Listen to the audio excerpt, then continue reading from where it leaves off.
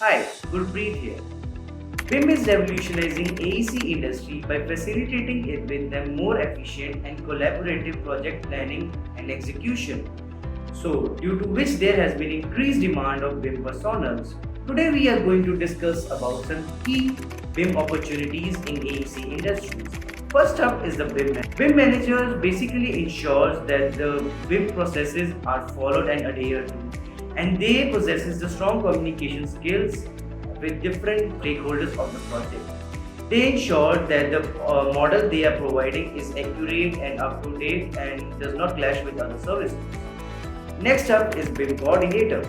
BIM coordinator work very closely with the BIM manager and ensures that the model they are providing is accurate and contains all the information to be given to client so that the project is deemed to be complete.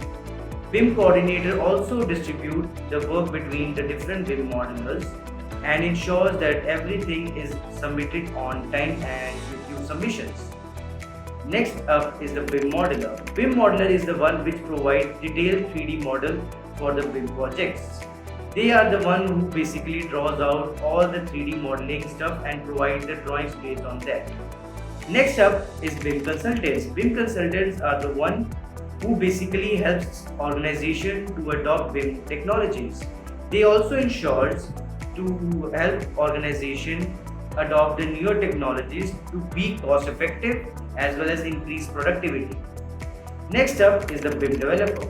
BIM developer is relatively a new field. They are the one basically focused on increasing the productivity of BIM modeler. They create automation tools like pro sheets, Diroots, etc. are the BIM developer companies.